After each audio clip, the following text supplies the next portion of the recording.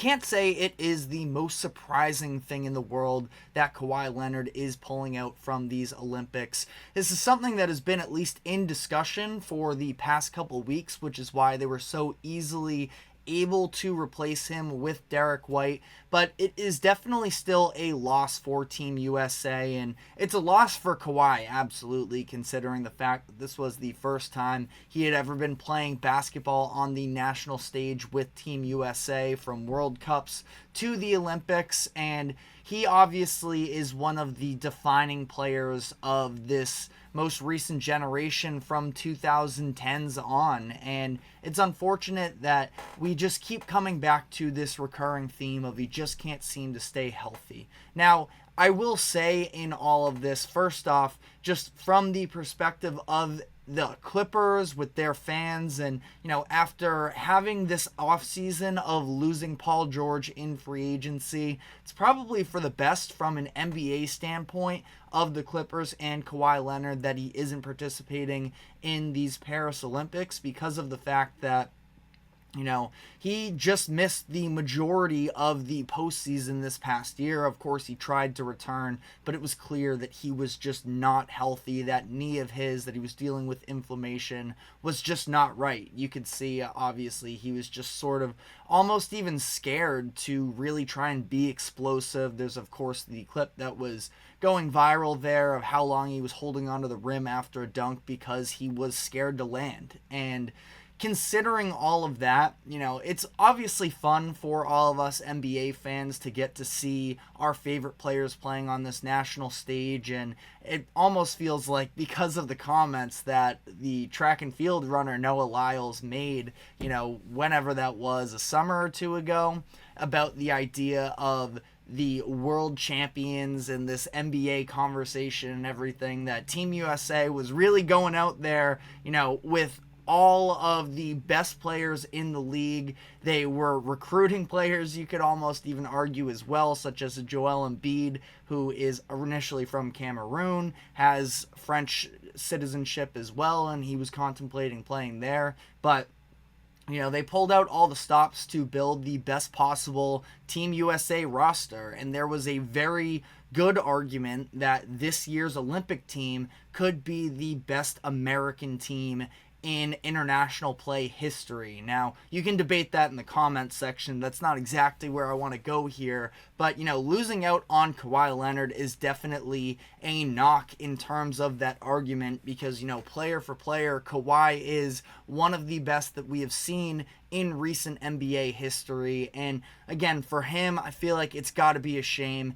as much as almost selfishly as more of an NBA fan first. Again, I do feel like this is the best decision for the sake of the Clippers, and frankly for the sake of his career probably as well, that he didn't need to put on these extra miles during these Olympic Games. But again, it's something that everybody takes a massive amount of pride in, and so you do have to feel for Kawhi a little bit. He tried to, make it work with the first few days of training camp, but his body just was not agreeing with him there. So again, very unfortunate there. As for what it means to the impact of Team USA, again, in a vacuum, he is easily one of the best players in the world when healthy, but they had Derrick White almost ready, considering the fact that they knew this was a very real possibility that Kawhi wasn't going to be able to play. And I do think that Derrick White is going to sort of seamlessly fit into this Team USA. Now, there's a chance that he doesn't even get real significant playing time, absolutely. But Derrick White is kind of the ultimate glue guy, and I understand, as we talk about this idea of talent and also the idea of, rest for some of these NBA stars who are going to be needed when the NBA season starts up again next year. A lot of people are upset with the fact that it wasn't a Jalen Brunson replacing Kawhi Leonard in terms of, this reserve spot. And again, if you're a Knicks fan, I totally understand. And some things are just bigger than winning an NBA in the NBA, where, there's the human aspect of this as well. And I'm sure that Jalen Brunson would have would have easily jumped at the opportunity to represent his country and try and go out and win a gold medal. It is one of the, all-time accomplishments an athlete can ask for. But in terms of Brunson, who was just especially down the stretch of the season for the Knicks, where we saw, of course, Julius Randle go down, and then the further we got into the playoffs, we saw Bogdanovich and Mitchell Robinson and all of his co-stars sort of dropping out of the mix. He was just asked to do so much, and we saw it physically taking a toll on him with his hand. He had that weird injury that popped up as well in the Indiana Pacers series, where I think ultimately they said it was his foot. Again, it was very strange, the circumstances that were behind that altogether. And he toughed it out and he played, but I think that having some months off of playing competitive basketball wouldn't be the worst thing in the world for him, just as it is with Kawhi Leonard. So, again, a lot of people just sort of get so upset about these debates, but, if you're a Knicks fan and you're clamoring for Jalen Brunson needs more respect, he should have been on this team, I think that just about everybody that consistently watches basketball respects and appreciates Jalen Brunson, that it's not a matter of that. When you're talking about putting together a 12, 15-man roster, not every player can be the superstar and that's why Jrue Holiday consistently, when the U.S. tries to put together these rosters, Jrue Holiday, and it's been spoken on before on behalf of the people who select these rosters, that Jrue Holiday is consistently one of the first names that they put on because of the fact that he is able to have an impact without having the ball in his hands. And again, I'm not trying to disrespect Jalen Brunson by any means, but obviously his specialty in the NBA is being a primary ball handler and being able to, create for himself off of the dribble. He just doesn't necessarily look the same when you slot him into, a bench scorer role. And, that's obviously electric too, but you just have all these players who need the ball in their hands. I think that you can get away with having, supporting cast members that are really impactful of what they do. Not exactly the same thing, but I do feel like it is kind of interesting. You had Jared Dudley, former NBA veteran. I think he played 15 years in the league. He's currently an assistant coach with the Dallas Mavericks, and he was speaking on the upcoming Summer League. And he said, you are going to see players this summer in the Summer League average 25 points per game and never sniff any actual significant playing time in the NBA, and then you will see players averaging 5 points per game end up getting these contracts. And it's because, you need some of the unselfish players, and I'm not calling Brunson selfish by any means, but you see a lot of these players get rewarded for sort of doing the dirty work, the stuff that doesn't pop up on the stat sheet. And I think that that's what Derrick White does. And Derrick White gets results in terms of the box score as well.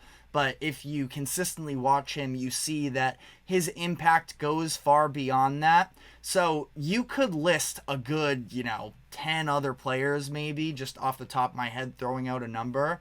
And probably more, if we're being honest. Again, not something that I've thought too in depth about, but you can list a number of players that are American-born players that are better, flat out, than Derrick White. But at the same time, I think when you're putting together a roster, having some of these supporting cast members as opposed to the star power does go a long way. And I think that that's a little bit of what this example was. And I understand it's an honor for everybody that's involved. And again, there are some things that go beyond team success in a, national sports league, and that being able to represent your country on the highest level and earn those honors is something that, I'll never be able to sniff personally myself. And you can only imagine really how gratifying that is. But at the same time, again, I just feel like a little bit of extra rest for some of those star players. And again, I feel like Jalen Brunson has been the name that has been thrown out a lot in this circumstance. I understand. And Brunson, maybe, if you want to go that route as well, could probably, you'd have a good case that he should have made it over Tyrese Halliburton, who Halliburton's also a player who needs the ball in his hands a lot. So if that's the angle you want to go at, so be it. But again, I just don't think it's the end of the world for Jalen Brunson or the Knicks that he is going to have the opportunity to just actually, relax after having to be, an extremely high usage player for months on end, that he can just, physically recover and have an opportunity, because the Knicks, I think, are the biggest threat to the Celtics in the NBA next season. And, that's in large part off of the idea that Jalen Brunson is going to be healthy for them. So let me know how you feel in the comments section. Again, this is kind of a loaded conversation, but I think that ultimately Team USA probably got it right. And as for the stars of Kawhi and Brunson that aren't going to be playing in the Olympics, again, you have to feel bad for them, but at the same time, sometimes there are blessings in disguise, and I feel like that's the case for them. But we are going to be moving on to some basketball news more directly associated with the league itself. And I want to dive into the current status of the trade market with New Orleans Pelicans All-Star Brandon Ingram, and where he currently stands in the trade market, because it's been pretty vocal that the Pelicans are looking to shop him, but nothing has really come of it yet up to this point. So we're going to be diving into that and what is next on that front. But first, we're going to be taking a quick break. Don't go anywhere. We will be right back.